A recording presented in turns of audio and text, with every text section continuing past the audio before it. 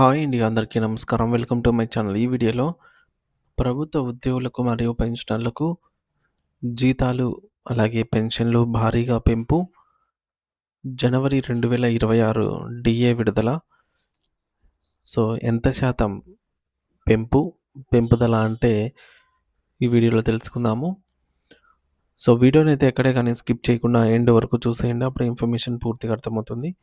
అలాగే వీడియో చూస్తున్న ప్రతి ఒక్కరు వీడియోకైతే లైక్ చేయండి ఫ్రెండ్స్. ఈ వీడియోని తోటి ఉద్యోగ పెన్షన్ మిత్రులతో అయితే షేర్ చేయండి. కొత్తగా చూస్తున్నవారు ఇంకా మన ఛానల్‌ని సబ్స్క్రైబ్ చేసుకోకపోతే వెంటనే సబ్స్క్రైబ్ చేసుకోండి. దీని ద్వారా నేను చేసే లేటెస్ట్ వీడియోస్ అన్నీ మీ వరకు రీచ్ అవుతాయి.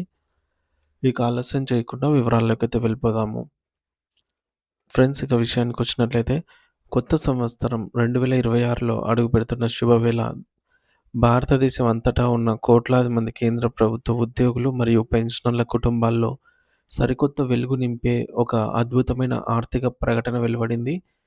కాలచక్రం మారుతున్న కొద్దీ పెరుగుతున్న నిత్యావసర వస్తువుల ధరలు సామాన్యుడి జేబుకు చిల్లు పెడుతున్న తరుణంలో కేంద్ర ప్రభుత్వం తన సిబ్బందికి కరువు భత్యం మరియు పదవీ విరమణ పొందిన వారికి కరువు ఉపశమనం డిఆర్ పెంచుతూ కీలక నిర్ణయం తీసుకుంది. ఈ సవరణ ప్రకారంగా జనవరి 1, 2026 నుండి అమల్లోకి వచ్చేలాగా ప్రస్తుతం ఉన్నటువంటి 58% డిఏను 60%కి పెంచడం జరిగింది. అంటే నికరంగా 2% పెంపుదల లభించింది. ఈ 2% పెంపనేది కేవలం ఒక గణాంకం మాత్రమే కాదు. ఇది పెరిగిన జీవన వ్యయానికి మరియు స్థిరంగా ఉండేటటువంటి వేతనాలకు మధ్య ఉన్న అంతరాన్ని పూడ్చడానికి ప్రభుత్వం చేస్తున్న ఒక చిత్తశుద్ధితో కూడినటువంటి ప్రయత్నం. మరి దీనివల్ల ప్రతి నెల చేతికి వచ్చే జీతం పెరగడమే కాకుండా కుటుంబ అవసరాలు తీర్చుకోవటానికి, పిల్లల భవిష్యత్తును ప్లాన్ చేసుకోవటానికి మరియు ప్రశాంతమైన పదవీ విరమణ జీవితాన్ని గడపడానికి ఒక బలమైన ఆర్థిక భరోసా అయితే లభిస్తుంది. ఈ డిఏ పెంపు వెనుక ఉన్నటువంటి అసలు ఉద్దేశాన్ని మరియు దాని వెనుక ఉన్నటువంటి శాస్త్రీయ కారణాలను మనం క్షుణ్ణంగా అర్థం చేసుకోవాలి. ప్రభుత్వం తన ఉద్యోగులకు ఇచ్చే ఈ యొక్క కరువు భత్యం అనేది ఏదో అప్పుడప్పుడు ఇచ్చే బోనస్ లేదా బహుమతి ఏమి కాదు. ఇది ద్రవ్యోల్బణం కారణంగా మనీ వాల్యూ లేదా రూపాయి కొనుగోలు శక్తి పడిపోకుండా కాపాడే ఒక రక్షణ కవచం లాంటిది. ఉదాహరణకు, గత ఏడాది రూ. 100కు వచ్చిన వస్తువు ఈ ఏడాది రూ. 110 అయ్యిందనుకోండి. ఆ అదనపు రూ. 10 భారాన్ని ఉద్యోగి మోయకుండా ప్రభుత్వం ఈ భత్యాన్ని సర్దుబాటు చేస్తుంది. ఈ లెక్కలన్నీ కూడా అఖిల భారత వినియోగదారుల ధరల సూచి AICPI all India consumer price index for industrial workers అనే ధరల సూచి ఆధారంగా రూపొందించబడతాయి. కార్మికులు మరియు ఉద్యోగులు నిత్యం ఉపయోగించే వస్తువులు, సేవల ధరల్లో వచ్చేటటువంటి సగటు మార్పును ఈ సూచిక ప్రతిబింబిస్తుంది. 2025 చివరి నాటికి ఈ సూచికలో నమోదైనటువంటి గణాంకాలను విశ్లేషించిన తర్వాతే ప్రభుత్వం ఈ 2% పెంపును ఖరారు చేసింది. ఇది అత్యంత పారదర్శకమైన మరియు నమ్మదగిన పద్ధతి. ప్రస్తుతం విధుల్లో ఉన్న ఉద్యోగుల విషయానికొస్తే ఈ 60% డిఏ పెంపు వారి నెలవారీ టేక్ హోమ్ సాలరీలో స్పష్టమైన మార్పును చూపుతోంది. పెరుగుతున్న ఇంటి అద్దెలు, పెట్రోల్ ధరలు మరియు పిల్లల పాఠశాలల ఫీజుల వంటి అనివార్య ఖర్చులను తట్టుకోవడానికి ఈ అదనపు ఆదాయం ఎంతో తోడ్పడుతుంది. దీనివల్ల ఉద్యోగుల పొదుపు సామర్థ్యం దెబ్బతినకుండా ఉంటుంది. తద్వారా వారు తమ దీర్ఘకాలిక ఆర్థిక లక్ష్యాలను సులభంగా చేరుకోగలరు. ఇక పెన్షనర్ల విషయానికి వస్తే, వృద్ధాప్యంలో వారు ఎవరిపైన ఆర్థికంగా ఆధారపడకుండా ఆత్మగౌరవంతో మరియు స్వతంత్రంగా జీవించడానికి ఈ డిఎన్ఎస్ రిలీఫ్ డిఆర్ ఒక ఆసరాగా అయితే నిలుస్తుంది. వయస్సు పెరిగే కొద్దీ వచ్చే ఆరోగ్య సమస్యలు, మందుల ఖర్చులు మరియు ఇతర అత్యవసర అవసరాలను తీర్చుకోవడానికి ఈ పెంపుదల వారికి ఒక కొండంత అండలాగా అయితే ఉంటుంది. ఈ ద్వివార్షిక సమీక్ష, ఏడాదికి 2 సార్లు చేసే సవరణ అనేది ప్రభుత్వం మరియు ఉద్యోగుల మధ్య ఉన్న ఒక సామాజిక ఒప్పందం లాంటిది. ఇది దేశ సేవలో నిమగ్నమైన శ్రామిక శక్తిని గౌరవించడమే కాకుండా వారి కష్టానికి తగిన ఫలాన్ని కూడా అందిస్తుంది. సాధారణంగా ప్రభుత్వం ఈ డిఏ సవరణను ఒక క్రమ పద్ధతిలో, అంటే ఏడాదికి 2 సార్లు జనవరి మరియు జూలై నెలల్లో చేపడుతుంది.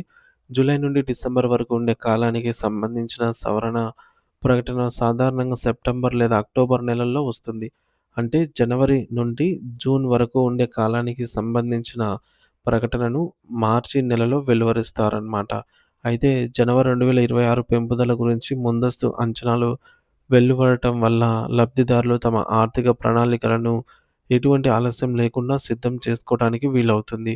ఒకవేళ ప్రభుత్వం ఈ ప్రకటనను ఫిబ్రవరి లేదా మార్చిలో చేసినప్పటికీ పెరిగిన మొత్తాన్ని జనవరి 1 నుండే లెక్కించి బకాయిల రూపంలో ఉద్యోగుల ఖాతాల్లో జమ చేస్తుంది. కాబట్టి ఎవరికీ ఎటువంటి నష్టం వాటిల్లదు.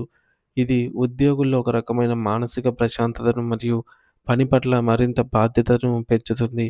భవ్ భవిష్యత్తును గమనిస్తే 2026 ద్వితీయార్థంలో అంటే జూలై నుండి అమల్లోకి వచ్చే డీఏ రేటు ఆ సమయంలో ఉండే ద్రవ్యోల్బణ డేటా ఆధారంగా నిర్ణయించబడుతుంది. ఏఐసీపీఐడబ్ల్యూ ప్రకారంగా. ప్రస్తుత ట్రెండ్ చూస్తూ ఉంటే ద్రవ్యోల్బణం పెరిగే కొద్దీ డీఏ శాతం కూడా మరికొంత పెరిగే అవకాశం ఉంది. వీటన్నిటికి మించి ప్రస్తుతం దేశవ్యాప్తంగా 8వ వేతన సంఘం ఏర్పాటు గురించి పెద్ద ఎత్తున చర్చ జరుగుతోంది. సాధారణంగా ప్రతి 10 ఏళ్లకు ఒకసారి వచ్చే ఈ వేతన సంఘం ఉద్యోగుల కనీస వేతనాన్ని మరియు పూర్తి వేతన నిర్మాణాన్ని సమూలంగా మారుస్తుంది. 7వ వేతన సంఘం గడువు ముగియనుండడంతో 8వ వేతన సంఘం ఏర్పాటైతే ప్రాథమిక వేతనం భారీగా పెరిగే అవకాశం ఉంది. అప్పుడు ఈ డీఏ మళ్ళీ 0 నుండి ప్రారంభమవుతుంది లేదా ప్రాథమిక వేతనంలో విలీనం చేయబడుతుంది. ఇలాంటి సానుకూల పరిణామాలు భారత ప్రభుత్వ ఉద్యోగులు మరియు పెన్షనర్ల ఆర్థిక భవిష్యత్తును మరింత సురక్షితంగా అయితే మార్చబోతున్నాయి అనటంలో ఎటువంటి సందేహం లేదు. సో, ఇప్పుడు dearness allowance and dearness relief revision schedule అయితే చూద్దాము. ఇక్కడ మనం చూడొచ్చు షెడ్యూల్‌లో కంపాషనే కాంపెన్సేషన్ పీరియడ్ అన్నమాట మనకు లెఫ్ట్ సైడ్‌లో. తర్వాత కాంపెన్సేషన్ పీరియడ్‌లో జనవరి 2026 టు జూన్ 2026 మధ్య ప్రీవియస్ డీఏ, డీఆర్ రేటు 58% ఉంది. రివైజ్డ్ డీఏ, డీఆర్ రేటు 60% ఉంది. Effective from January 1, January 1, 2026. Status వచ్చేసి కరెంట్‌లీ యాక్టివ్. సో, ఇప్పుడు యాక్టివ్‌గా ఉన్నటువంటి డీఏ సెషన్ అన్నమాట ఇది. కొన్ని మన మిత్రులు తరచుగా అడిగేటటువంటి క్వెషన్‌లయితే ఆన్సర్ చేద్దాము. చూడండి ఫ్రెండ్స్, ఈ పెరిగిన రేటుకు ఎవరు అర్హులనైతే అంటున్నారు. అన్ని కేంద్ర ప్రభుత్వ ఉద్యోగులు మరియు కేంద్ర ప్రభుత్వ పెన్షనర్లు అర్హులు. డీఎన్ఎస్ అలవెన్స్, డీఏ ప్రస్తుతం ఉద్యోగులకు వస్తుంది. డీఎన్ఎస్ రిలీఫ్ అనేది పెన్షనర్లకు వర్తిస్తుంది. మరో మరో క్వెషన్ అన్నమాట. ఈ పెంపు నా జీతం లేదా పెన్షన్ స్టేట్‌మెంట్‌లో ఎలా కనిపిస్తుంది అని అయితే అంటున్నారు. అంటే ఎలా చెక్ చేసుకోవాలని. ఈ పెంపు మీ బేసిక్ పేలో అంటే మూల వేతనంలో ఉద్యోగులకు లేదా పెన్షనర్లకు 60% అయితే లెక్కించబడుతుంది.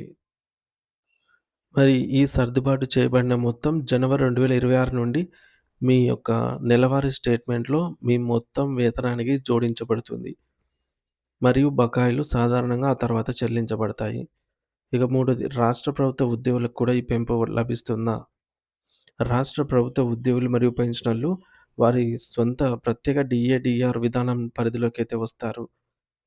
సో, సపోజ్ కేంద్ర ప్రభుత్వం ఇప్పుడు జనవరి 2026 డీఏని 2% ప్రకటించినట్లయితే రాష్ట్ర ప్రభుత్వం వాటాగా కేంద్రం 1%కి రాష్ట్ర ప్రభుత్వం 0.91% ప్రకటించాల్సి ఉంటుంది.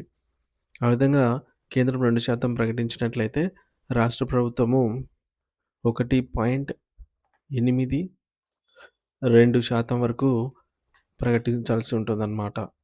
సో, రాష్ట్ర ప్రభుత్వం కూడా ప్రకటిస్తుంది. కాకపోతే చాలా రాష్ట్రాలు తరచుగా తమ సవరణను కేంద్ర ప్రభుత్వ ప్రకటనకు అనుగుణంగా చేసినప్పటికీ అంటే కేంద్రం ఎంత ప్రకటిస్తే రాష్ట్ర ప్రభుత్వం ఆ యొక్క శాతం ప్రకారంగా ప్రకటించినప్పటికీ అమలు మరియు అమలు తేదీలు మారవచ్చన్నమాట. అంటే ఈ యొక్క డేట్ మారవచ్చు. కేంద్రం ప్రకటించిన వెంటనే గాకుండా కొద్దిగా టైం పట్టవచ్చన్నమాట. మీ నిర్దిష్ట రాష్ట్ర ప్రభుత్వం నుండి వచ్చే నోటిఫికేషన్‌ను చూడటం ఉత్తమం. ఇక కరువు భత్యం నా పన్ను పరిధిలోకి వచ్చే ఆదాయంలో భారంగా పరిగణించబడుతుందా? అంటే భాగంగా. అంటే మనకొచ్చే ఈ డీఏ గూడా ఇన్‌కమ్ టాక్స్‌లోకి పరిధిలోకి ఎళ్తుందా? అంటే అవును. ఖచ్చితంగా మనకు ఎంతైతే పెరుగుతుందో ఆ అమౌంటుకు మనము పన్ను కట్టాల్సిందే అన్నమాట నిబంధనల ప్రకారంగా. సో, ఆదాయ పన్ను చట్టం ప్రకారం డీఏ మరియు డీఆర్ 2 కూడా పూర్తిగా పన్ను పరిధిలోకైతే వస్తాయి. ఇక ఈ డీఏ పెంపు మరియు 8వ వేతన సంఘం మధ్య తేడా ఏమిటి? డీఏ, డీఆర్ సవరణలు ద్రవ్యోల్బణానికి సంబంధించిన సాధారణ ఫార్ములా ఆధారిత సర్దుబాట్లు. ఈ 8వ వేతన సంఘం ఏర్పడినప్పుడు అంటే పీఆర్సీ అనేది జీతం మరియు పెన్షన్ నిర్మాణం యొక్క సమగ్ర సమీక్షను చేపడుతుంది. ఇందులో పే మ్యాట్రిక్స్, అలవెన్స్‌లు మరియు ఫిట్‌మెంట్ అంశం ఉన్నాయి. ఇది మరిన్ని ప్రాథమిక మార్పులకైతే దారితీస్తుందనమాట. అంటే డీఏ అనేది వేరు, పీఆర్సీ అనేది వేరు. ఇక ఆరోది ఈ సవరణకు సంబంధించి అధికారిక నోటిఫికేషన్‌ను ఎక్కడ కనుగొనాలి అంటున్నారు. అధికారిక ఆర్డర్ మరియు వివరణాత్మక సర్క్యులర్‌ను ఆర్థిక మంత్రిత్వ శాఖ ఆధ్వర్యంలోని వ్యయ విభాగం ప్రచురిస్తుంది. అత్యంత అధికారిక మూలం ఎప్పుడూ మనము అధికారిక వెబ్‌సైట్‌లలోనే జీవో ద్వారా ఈ అంశాలను మనము చెక్ చేసుకోవడం, వెరిఫై చేసుకోవడము మంచిది. సో, మీ కష్టార్జితానికి తగిన గుర్తింపు లభిస్తున్న ఈ తరుణంలో ఈ వీడియోని, ఈ సమాచారాన్ని తోటి ఉద్యోగులతో పంచుకోవడం ద్వారా అందరిలోనూ అవగాహన అయితే కల్పించండి. ఈ వీడియోనైతే షేర్ చేయండి. Thank you for watching this video.